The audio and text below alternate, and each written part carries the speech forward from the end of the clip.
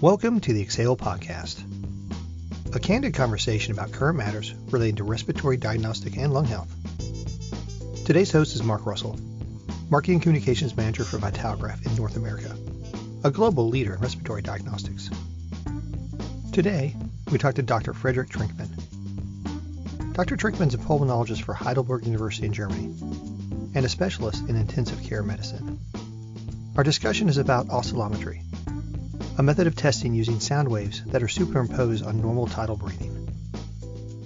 Well, Dr. Trinkmann, welcome to our podcast. Hello, thanks for having me. Please give us a little background on yourself, education, experience, and current responsibilities. My name is Frederik Trinkmann. I'm a senior physician here at Thoraxklinik in Heidelberg, which is one of the biggest lung centers or centers for respiratory medicine here in Europe. And I'm trained in internal medicine actually, and focusing now on respiratory medicine, where I'm a professor for internal medicine here at Heidelberg University. And currently I'm the deputy head of Thoraxklinik Heidelberg, and I'm heading the asthma outpatient department, where we're primarily treating patients with severe asthma. And I also have a second job. I'm also in bioinformatics, where I'm working as a scientist. Great. So how did you learn about oscillometry?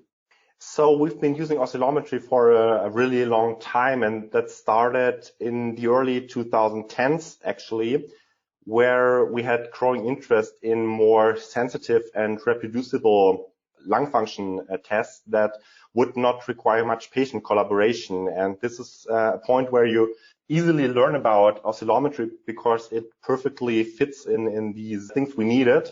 And so this is when we started doing oscillometry. And in my former department, which was in a cardiology department, we did that routinely in every patient actually. So how can oscillometry be used in COPD, and is there any data that supports this use? Yeah, I think there are at least three aspects for using oscillometry in COPD patients.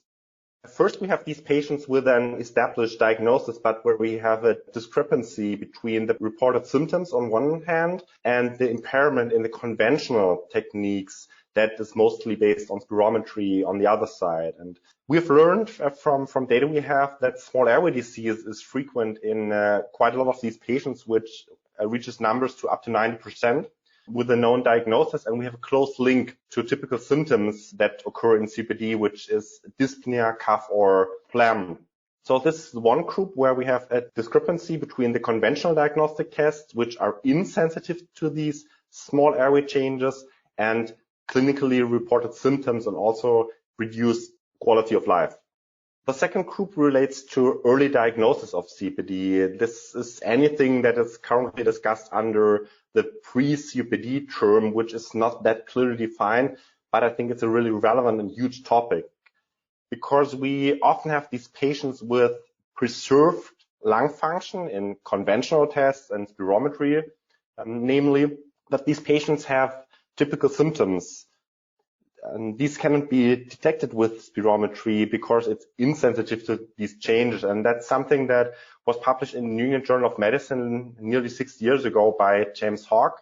And he stated that the lung periphery has little impact on the total airway resistance in the healthy people. But when it comes to disease, this proportion of peripheral resistance increases dramatically. And these changes, these early changes, they are really easily overlooked with spirometry. And this is a second good point for using oscillometry in COPD in terms of early diagnosis.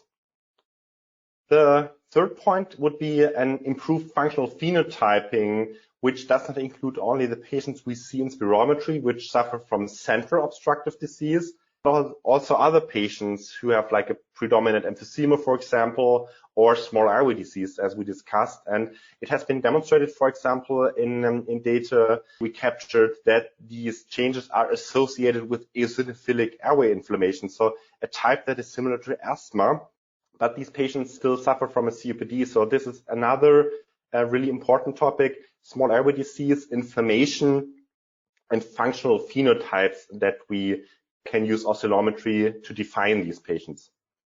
So how do you use oscillometry in your clinic, and what values does oscillometry add to the existing diagnostic standards such as spirometry? So at the moment, we are using oscillometry primarily in patients with otherwise unexplained symptoms and a normal lung function testing report. Maybe I can say that in Germany, we have a really broad standard for lung function testing because we are doing the body box every time we see a patient, and also transfer factor and blood gas analysis. And so we do not see these patients with early diagnosis in our clinic, of course, because we have the severely ill COPD patients, and this is where we use oscillometry for phenotyping, as I just outlined before. And we have, of course, studies going on where we're using oscillometry to specifically target these early disease patients as a central part of the protocol, actually. And for example, one of these studies we're performing here is a CAPTO COPD, where we try to distinguish mild COPD patients from patients with early disease that are not really patients or considered as patients by definition now, and from healthy controls, for example. And this is where I think the technique really adds value in a clinical workflow also, because we often have the situation where the symptoms a patient reports are not fully explained, and where we have differential diagnosis excluded. For example, cardiovascular disease is a major topic, of course, and this is something where oscillometry really adds to clinical decision making also. So oscillometry is obviously a very data intensive. It provides a whole range of different measurements during one test period. Is there a measure that you look specifically for COPD patients? And what do you look for? A value or trend? Generally, we are looking at reactance and resistance parameters in oscillometry. And in asthma, for example, we have a proportional increase in both of these parameters, which is specifically frequency dependence of resistance, marking small airway obstruction on the one hand, and the reactance area, which resembles elastic components of the lung. In contrast, in COPD, we have a disproportional increase in the reactance area, which is referred to AX, as compared to the frequency dependence of resistance, which is important for monitoring and therapeutic changes, but this also bears differential diagnostic information. And when we see the patient for the first time, we of course look for the specific value, and we have some reference values. We have to admit these are not as robust at the moment as for spirometry, but there are reference values for oscillometry also.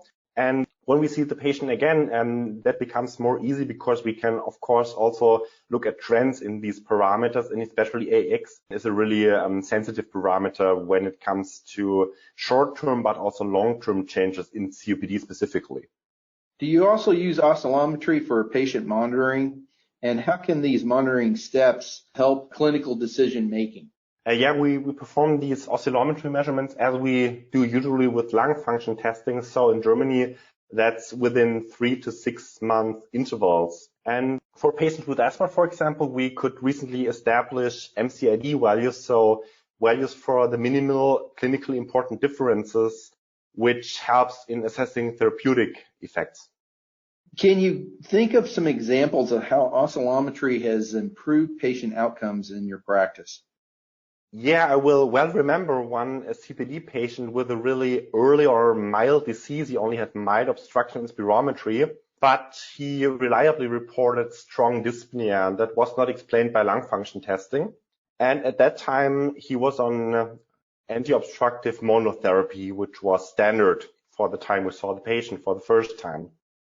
And in this patient, because we had this discrepancy between lung function testing and reported outcomes, we did oscillometry, and we were able to really reveal some severe small airway disease. Based on these findings, we decided for an early dual bronchodilator therapy, which we have to admit was like some sort of disruptive at that time, because we did not have the clear data as we have today for dual bronchodilator therapy that can be introduced also early in these patients. And in the end, we had a real clinical benefit because the energy levels increased and the patient reported way less dyspnea. So that was a good example where we had a clinical impact of performing oscillometry on an individual patient journey. That's great. So what do you recommend our listeners who want to learn more about this technology or want to get it started in their own clinic? So for start, there's really good literature available. For example, there's a review by Omar Osmani published in Chest, which focuses on the 7 pillars of small airway disease in asthma and COPD, and it gives a really practical overview and a good idea of the concept of small airway disease and also the testing for it, where oscillometry is a central part, of course. So I think literature is a good first start. And I think then it would make sense to just address a local affiliation of a manufacturer where you're living, who will surely be able to support you with a demonstration device, for example. You can answer practical questions, and often you can get a loaner of the device so that you can gain experience with the technique yourself, and then you can start asking questions and liaising with other experts in the field. This would be one way that I think would be very effective to learn about this really promising and helpful technique. I know in spirometry, there's a lot more detailed tests in some of our software and at Vitalograph. So how easy is oscillometry to pick up as compared to spirometry?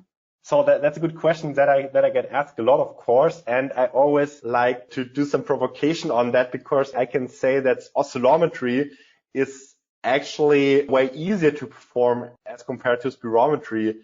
And maybe I can also support that when I'm saying that, because I don't want to talk bad about spirometry, first of all, but spirometry uses a forced maneuver. And we are all aware of data we have that the quality is really crucial for interpreting spirometry.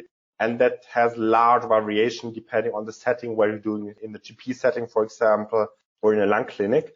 And the interpretation, of course, is also not that trivial.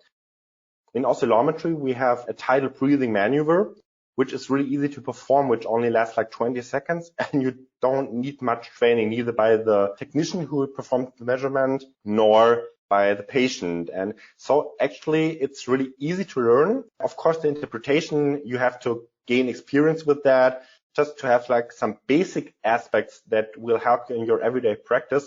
That's really an easy to learn technique. And as I said before, we have also good literature and a lot of experts in that field.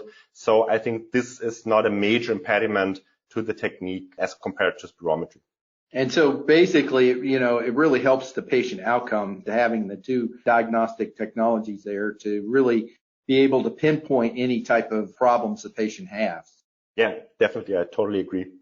Hey, this has been wonderful information. We appreciate you being on our podcast today. Anything else you have left to mention to our listeners?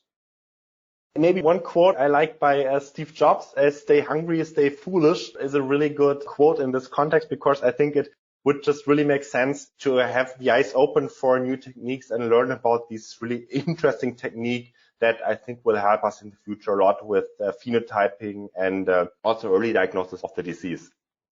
No, I wholeheartedly agree with you. Anything that you can think outside the box or look at new technology to help better patient care is the best for patients in the future. Yeah. Well, again, thank you again for being on our podcast. Yeah, thanks for having me. You've reached the end of another episode of the Exhale podcast. Don't forget to follow us for upcoming new episodes, and please take our survey to help provide good content for the future. Thank you for listening, and we look forward to you joining us again on the Exhale podcast, brought to you by Vitalograph.